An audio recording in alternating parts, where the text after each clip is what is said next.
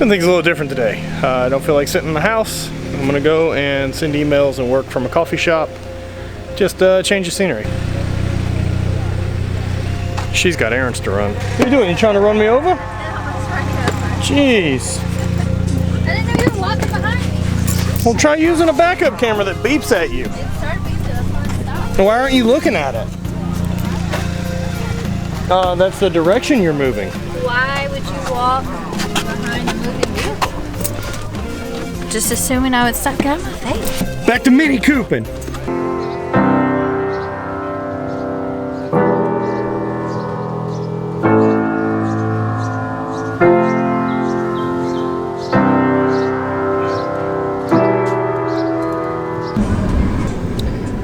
I'm gonna handle up on the Q&A today from you guys from Instagram. I appreciate all the questions.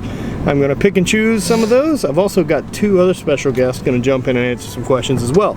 So enjoy the video. Wrapping up this edit in the middle of a flight to Reno, and if you guys want to look in the description here, there's links to Meg, there's going to be links to Nick.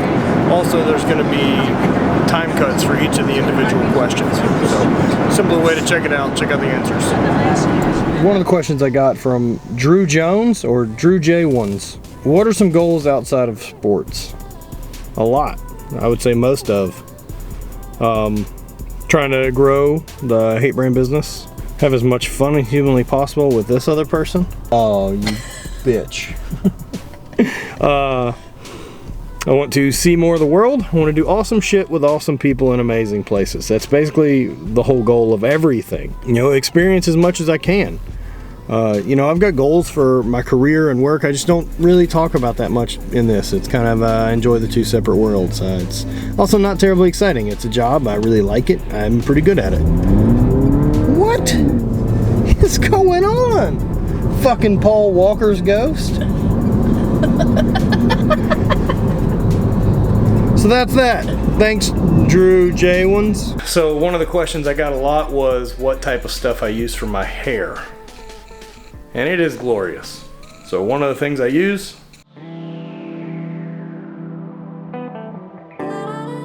Uppercut Deluxe. Really cool hair stuff.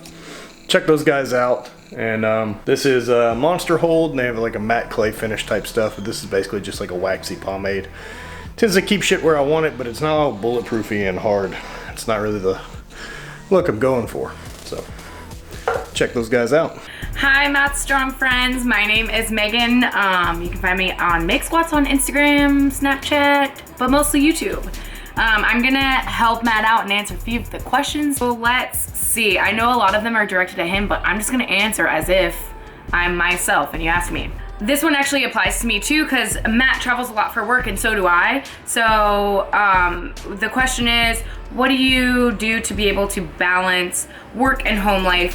One of the things that I've learned is that like balance, you have to look at balance on like a monthly scale or even a yearly scale, and like consider the seasons of your life.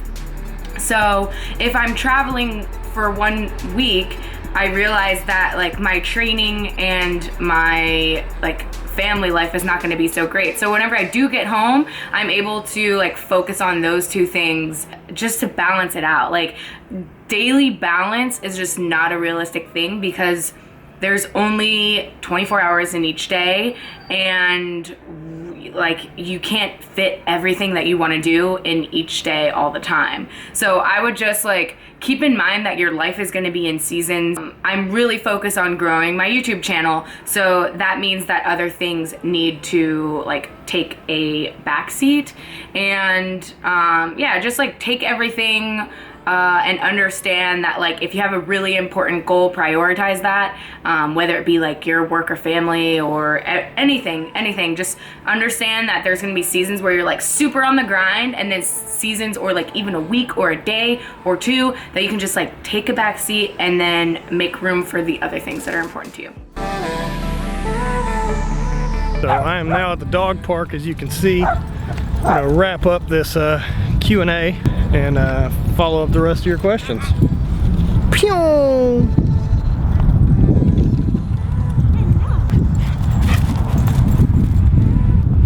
from Drew Canavero's top 3 items I would take with me to venture into the Hollow Earth. For those of you who don't know, check out Hollow Earth. It's interesting facts. Well, interesting fiction, if you would. Top 3 things I would take. I would take my old iPod Shuffle. So I think there's like 64 songs on it. I think they're all pop punk, so that would definitely bring that. One of those giant Subway sandwiches. I think that would feed me for a while. And I probably need a weapon. Samurai sword. I'd take a samurai sword. Those would be my 3 things.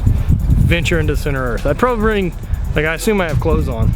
I didn't think about that part, but maybe not, I don't know. But those are the 3 things I'm taking. Probably be pretty sweet for like a couple weeks. Alright guys, so Matt asked me on his behalf to answer some of the questions in his Instagram Q&A from the other day. My name's Nick Bear. I run a YouTube channel of the fitness sort with vlogs, fitness, and copious amounts of food. So we're gonna get right into these questions. Okay, so the first question is best Ben & Jerry's flavor. And in my opinion, there's 2 different types of ice cream. There's the one where you eat it by itself, and there's the one where you add lots of ingredients, like a sundae. Ben & Jerry's is the one where you eat it by itself. You need to appreciate it for everything that's in it. It's like a complex ice cream. There's a lot going on. So there's gonna be a lot of controversy on this, but my favorite one has to be fish food, because growing up, I ate marshmallow chocolate ice cream all the time. And it's one of those ice creams, you open it up and you don't know exactly what you're looking at. There's just so many ingredients sitting on top. Close second is probably the peanut butter core. Any of the core ones by Ben & Jerry's are good, but the best way to do it is you buy a lot of the small ones. So like when you're buying Ben & Jerry's, the pints are up top, and they have the small little like sample ones at the bottom. Just buy like a pint's worth of small ones and sample them all. One of the kind of reoccurring questions I've gotten is, how do I balance everything with career, real job, wife, travel, competing for a sport, running an apparel company, and making YouTube videos and editing. I don't know, you do it because it's fun. I don't sleep any more than about 8 hours a night. I also work basically until I want to go to sleep. And I mean, that's a stretch of the term. Look, it's work, so it's doing stuff like this. It's filming, it's editing, it's training or talking to people. It's always something, but I mean, it's enjoyable stuff. And so if I'm awake, I'm typically trying to do something constructive, and that's really what I try to do. I try to be consistent, and I try to get the most out of the hours that I'm awake. My wife has always kind of laughed. Oh man. My wife always kind of laughs because basically if you hold me still more than about 10 minutes, I'll kind of pass out and fall asleep. So that's how I do it. But I mean, it does take effort. You've got to be smart on it. I can't let anything slack. You learn to do it. You learn to be consistent. You learn to manage your time better. You know, I cut out things that were time wasters. I don't really sit on the couch and watch much TV. I don't really play a lot of video games, which I'm trying to change, and have some more relaxed time per se. But I mean, I think if you think about the amount of hours you have in the day and the amount of hours that you like spend fucking off or spend doing wasted time. So one of the things that's nice about my job, like, I don't have any busy work per se. So I don't have any of that time where I'm just stuck in the office for 10 hours or 8 hours and can't work on these things. So if I've got, you know, it's pretty efficient. I guess that's the best way to say it. Time management and learning to be better at doing that, plus having a schedule that's fairly free. And then, you know, the other stuff, you know, managing the family, wife type stuff, that's just got to be a priority. So I don't hang out with friends really unless I'm on the road or traveling and competing or doing any of that. So that's how. Okay, question number 2, best store-bought oven pizza. I'm gonna have to go with the American favorite, DiGiorno. It's essentially delivery. But there's this place down here called Papa Murphy's that makes frozen pizzas like custom for you. You take it home and you throw it in your oven. They don't make like fresh, ready-to-eat pizzas. You gotta bake it yourself, which is the, I guess, the con or the pro, whichever way you look at it. But the way I judge a store-bought pizza is you gotta pick it up first off. You gotta feel how heavy it is. If it's light, you know it's gonna be weak. But the crust is essential. If the crust can be confused with the little cardboard slab they put under it, that's a bad crust. You gotta get a crust that's like thick, and DiGiorno, I think, just brings it all together. Essentially, it's like a delivery pizza. Michael MGD. Favorite word? It's fuck. Turn down for squat. You got a lot of questions here, so maybe these will wrap up a lot of other ones, but we'll go ahead and dive into it. It's kind of a list of favorites. Film, gonna go with the Life Aquatic just based on viewing. Color, black. Non-lifting activity, travel. Food, probably sushi. I bet I could eat sushi almost every single day, like forever, or Taco Bell. Mode of public transportation, bicycle. If that's a public transportation. If not, I don't know, we don't have that here. Beverage, non-alcoholic and alcoholic. Probably Dr. Pepper, but I don't have it very often. And alcoholics, probably bourbon. And Blanton's would be my favorite. There's some other ones, but I don't drink as often. Of course, I like a 23-year-old Pappy Van Winkle, but I don't have it sitting on the counter to drink all the time. Book, yeah, probably American Psycho, Bret Easton Ellis. Or Fight Club. Sexual position, upside down missionary. Animal, as far as pet, I like dogs. Wild animal? Fucking hippos are sweet. Mythological. Centaurs. That Pepper Hicks, it's a fantastic centaur. What would you say are defining characteristics behind unsuccessful and successful people? One thing that I've noticed for myself and people that I've met who have had great success, they are not content with where they are or where they started, so they refuse to like accept that as a reality. So I think that's like a pivotal point. When you get to that point where you're like not willing to accept this as your life, then you're gonna do whatever you can to change it and make sure that your life is what you want it to be. It just like makes you have all the characteristics of a successful person. So like you're on the grind, you're not lazy, you're like have your shit together, and you're happy because you realize like just are like trying to make your life better. And when you do that and when you're on the path to doing that, it's always like just a happiness. It's like recipe for happy. Chat dad. Was I bullied in high school? I wasn't. I don't know, I'm sure that sucks to say, but yeah, high school was kind of sweet. I was in a small town, I was pretty decent at sports, I made good grades, and I was moderately funny. So, I mean, I had guys that I thought were dicks, and I also didn't have an issue with telling them to shut their fucking mouth, so. I wasn't bullied a lot, but I also wasn't a real asshole to other kids. There were plenty of people I was an asshole to, but it wasn't for any reason other than they kind of sucked. Like maybe they were dicks, so I'd be a dick back. Big Business 77. What introduced me to the Highland Games and what made me want to succeed in that sport? Kind of as a thrower, you know about it, but you don't know how to get your start just like anything else. So I found a start, got into it, and wanted to do better at it. What made me want to succeed in it? Why wouldn't you want to? If there's something you're gonna do, why wouldn't you want to fucking be the best at it? So that's, I don't understand the question. And the last question I'm gonna answer, what is the most rewarding thing that you do or have done in life? So my job, I'm not a professional YouTuber, is I'm active duty Army infantry officer, and the job in itself is really rewarding. I absolutely love it. It's a very rewarding job. It's one of those jobs when you look back years later and I'm older, I'm gonna say I miss that job very, very much. But the most rewarding part individually that I've done so far is pass Ranger School. And if you don't know what Ranger School is, just Google it or YouTube it after this video. But it's a 61-day course. I failed 2 phases, which means you gotta recycle those phases. It took me 120 days. So it felt like it was never gonna end. So graduating that school has been a very rewarding event in my life experience, but this job itself is very rewarding itself. So that wraps it up, guys.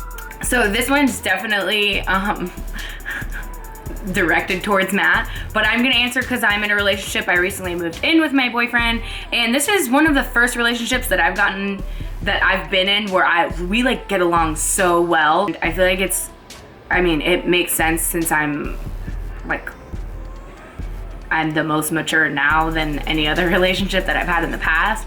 So jealousy is a funny thing, and I think if you're going to have a mature relationship with someone, that is just something that cannot, it can only reach a certain point, and it cannot be something that's like a big aspect of your relationship.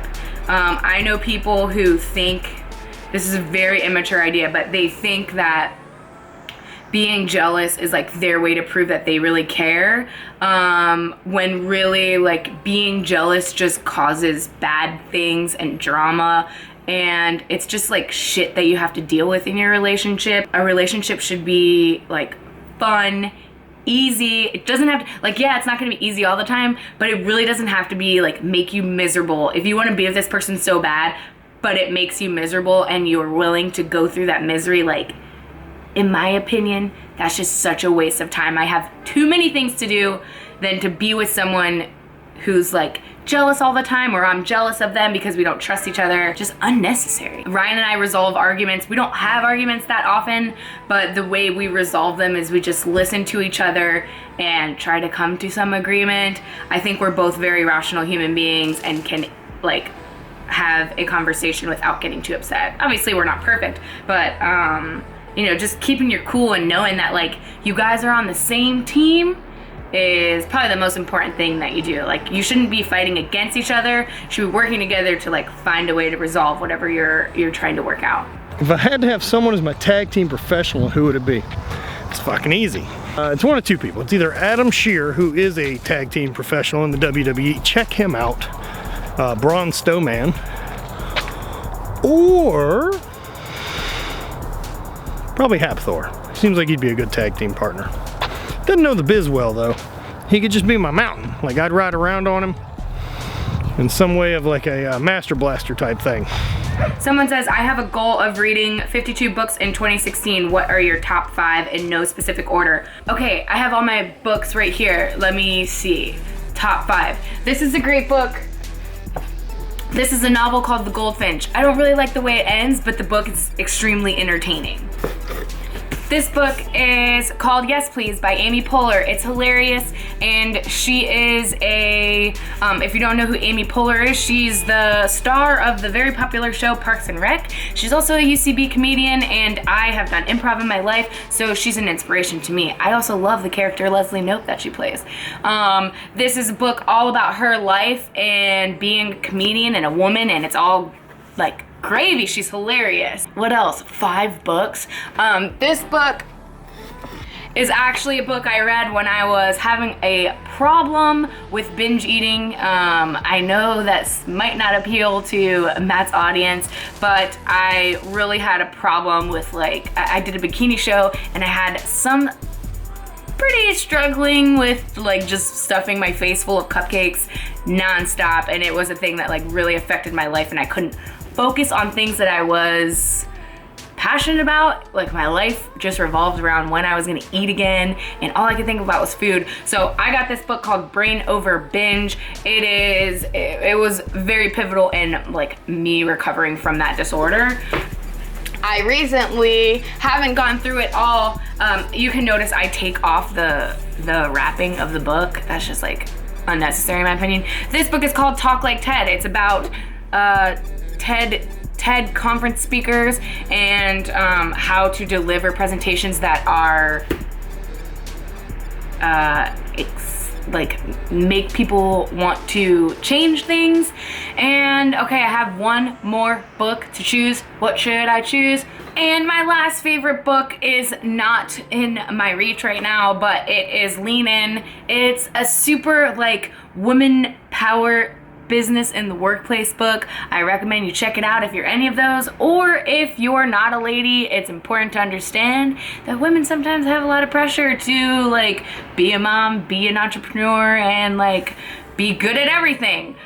So those are my top 5 books, and thank you guys for letting me hack Matt's channel for a little bit. And if you want to see some of my videos, I will be working with Matt soon, but I post videos about like being strong and being a girl and trying to get stronger, and I have a lot of people on my channel who are strong, and I call people who subscribe to my channel my strong friends. So if you want to be one, make sure you check me out.